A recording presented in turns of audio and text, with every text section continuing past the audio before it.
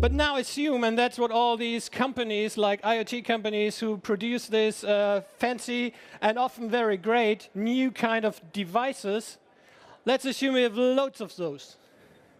Of course, not only one Runtastic app and one nice wearable or watch or whatever, but let's assume we have thousands and millions and whatsoever. And assume all of these produce data. Well, that's what it's about. I'm the guy for the data. So let's assume we have loads of data, and all this data gets onto us. Yeah? And then we have the first problem. In Internet of Things and everywhere where we talk with lots of fast-flowing and fast-moving data, the first problem is to ingest all this data and to store it somewhere. So how to do it? Well, that's an architectural task. We talk about software architecture, we talk about infrastructure and system architecture. It's an architectural task. And in these days, when we talk about big data, it's a task for something new.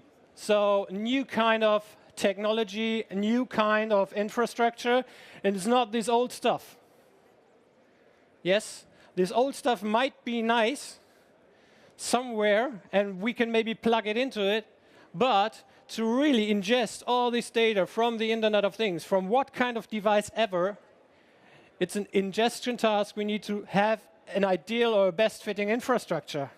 So please rethink your data landscape. And everybody who's into Internet of Things or into any kind of big data issue and streaming task, first of all, think about your data infrastructure. Is it scalable? Does it scale smoothly? Am I willing to pay for it when it scales smoothly? And all these kind of things. So really important. So please not this old stuff. Yes. OK. What's next? So we have all this data. We are capable of ingesting all this data somehow. Maybe it's some sort of so-called Lambda architecture, which is in this big data application stack field, something like we have an ingest layer, we have a speed layer for real-time or on-speed analytics. We have some sort of batch layer for the regular analytics of data. And we have some sort of representation layer to actually get it to the output side. But what's next? Of course, and ideally, and that's my field as a chief data scientist, well, it's magic, of course. Yeah? We talk about magic. Some call it artificial intelligence, but let's call it magic, because for most of us, that's what it is. Yeah? In real, we talk about hard work. So to work with all this ingested data, which is often really, really noisy, it's a lot of hard work.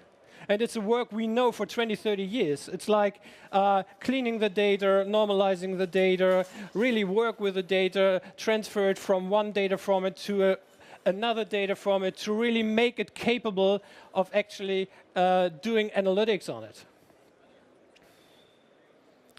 And in the end, of course, these data have some sort of patterns in it. They have some sort of rhythms in it, so time-based patterns.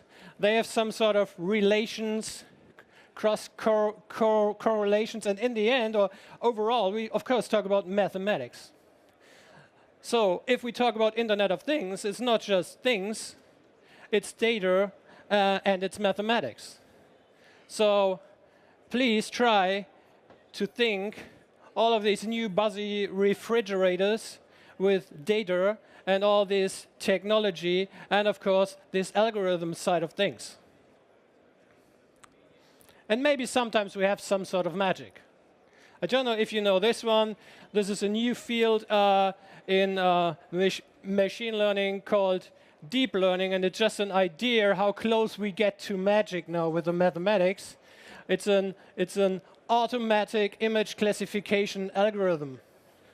It was developed, I think, by Google somehow, Google Research, I think.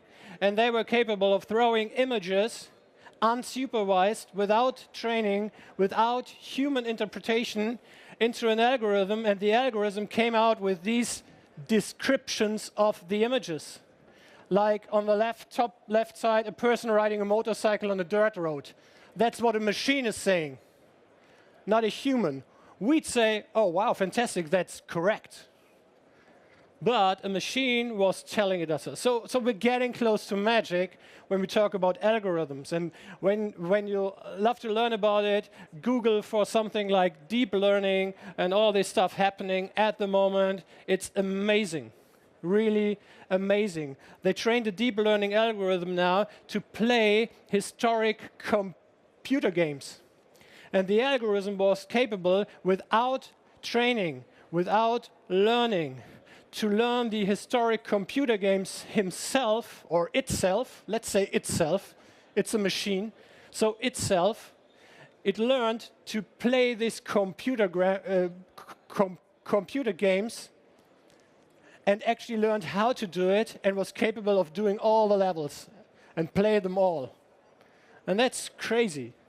A machine, without telling him how to do it and what it is, was able to play historic computer games, which is some sort of child level, but awesome. That's where we are. All right, this wording, but still, that's not it, of course. So what else do we have? We are still here. So we are still here. We are still in this Internet of Things product thing. It's just one small solution. It's I run or walk. I get all the data in my application. It gets stored in the back end, maybe for hundreds of users or millions of users, but still, it's a very, very closed ecosystem. And that's not very nice. So that's not what I think Internet of Things is about. Just some thoughts. So this is not very nice. Bah! Yeah, get over it. I don't know if you know these Crocker selfies. It's an internet meme from, I think, Perth, which is a rottenest island. They have these quokkas, and people do now Crocker selfies with this red kangaroo on the right. So if you Google for it, I was just laughing. I was at the most boring conferences 2 weeks ago in Vienna. It was really, really boring. And I was all the time looking at Crocker selfies, and that really made my day. So if you have a bad day, Google for Crocker selfies. And OK, but that's not it. So what can we do? We could build platforms. And that's what it's about. It's about open platforms, access to, let's say, all this data, for example, from people who do running or cycling or whatever. And I don't talk about data security and all these other issues. That's another task, of course, it is. But right now, let's build platform. And I was really stunned a little bit when I saw the Apple keynote a couple of weeks ago, where they actually open source their new framework, their new app for medical usage. So you can create some sort of medical test. You can use the Apple app that people can actually spend sort of their data for the medical test, and they really outsource or crowdsource medical testing in all sorts of ways for diabetes and whatsoever. And it's an open SDK, it's open source, it's an open platform. And I was really stunned and said, yeah, wow, awesome, fantastic idea. And it's sort of open source. Well, it's not said who actually owns the data. Apple is saying that they don't own the data and they don't have access to it. Well, who knows? But it doesn't matter. It's still a fantastic idea to actually crowdsource these kind of things and get a broader possibility to learn from people's health data to cure diseases we are actually working on, I don't know, for hundreds of years. So really awesome. Or we look at open data. Of course, open data. Why not make some of these data open? Not just open source, but open data. This is just a platform, City of Palo Alto, but you find a lot more. They actually open source a lot of their data that they gather in their smart cities. And you can actually use it, you can play with it, and you can actually access it. And that's quite nice. And oh, that's difficult to read. Better. That means RoboEarth. I don't know if somebody knows RoboEarth. RoboEarth was the internet for robots. I think it was an international research project. They actually stopped it, so it was done, but nice. But now they outsourced this to a company. Well, you can't read it. Computer robotics sort of way, so you definitely find it. And it's the internet for robots. So the idea was that robots can learn from other robots by connecting to the internet without human help, which is a crazy idea, but that's Internet of Things. So it's an open network where machines connect to learn and do things that they are not able to do right now. For example, a robot comes to a door, wants to open the door, which is okay, might happen soon, comes to the door and can't open this lock, or can't open this door. He doesn't know how to handle the handle. So he connects to the internet, and maybe there are other robots who actually did it and know how to do it. And he learns from it, and then he's able to open the door. That's not fantasy or science fiction. That's really true, and it's interesting. So it's all about ecosystem sort of things. And did you see Baymax? Baymax is a new feature movie, and it's really nice that you have these really small robots.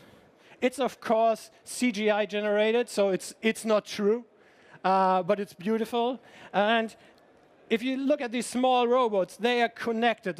It's a kind of swarm robot thing. So you have millions of these small robots connected in a swarm, and they act like a swarm robot thing. I saw it with drones and a lot of other things, with flying robots who act like a whole swarm of bees flying around, and that's fantastic. But still, it's a sort of a platform thing. It's an interconnection and all of this.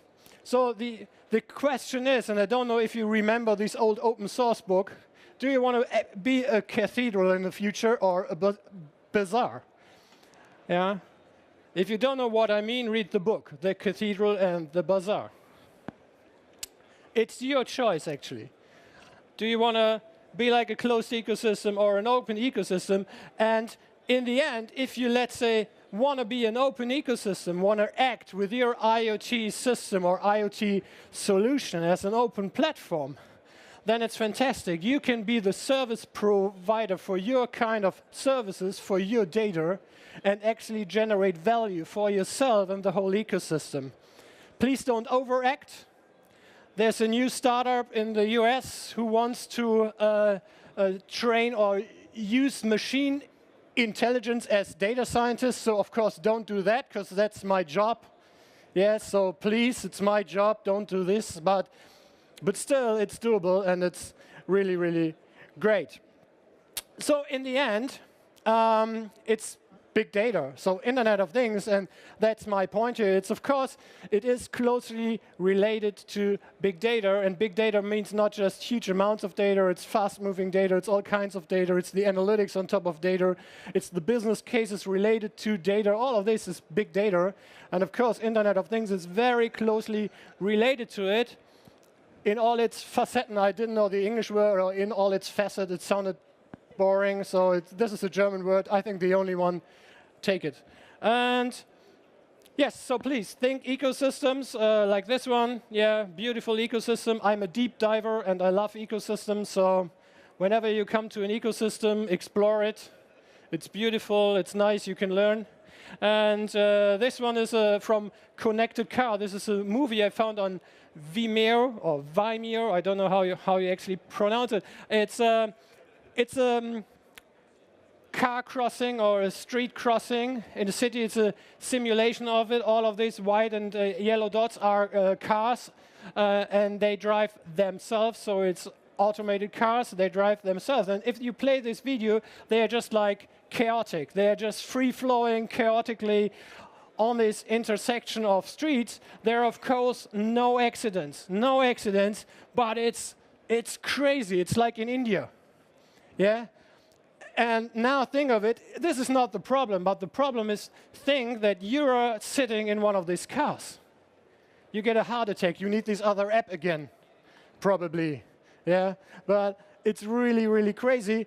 We all know these fancy concepts about smart cities, and of course, but always when we think about ecosystems and interconnection of things and infrastructures and what kind of analog world and digital world and the transformation we all talk about, please think about people, think about users, think about the customers, think about the humans.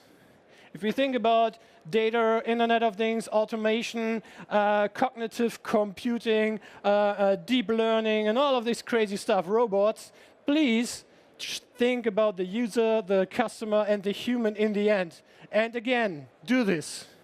Think people, users, customers, humans. It's really important.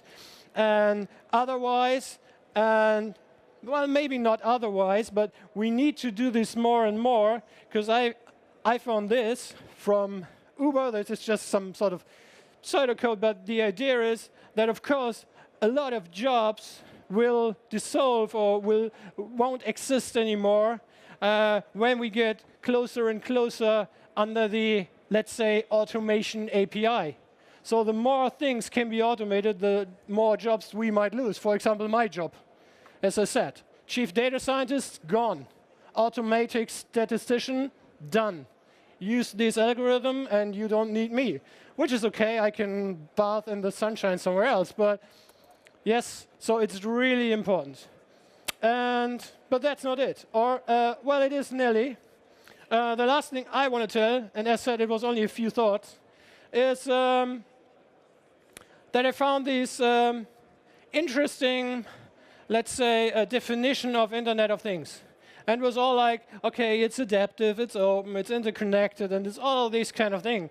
But I think it's a long way to go to actually make it happen, to have this, let's say, distinct ecosystems of devices, data, backends, to really speak to each other and make it really some sort of smart, I hate the word smart, but some sort of smart system, like a smart city, a smart workplace, a smart company, a whatever smart, a smart holiday destination, I don't know.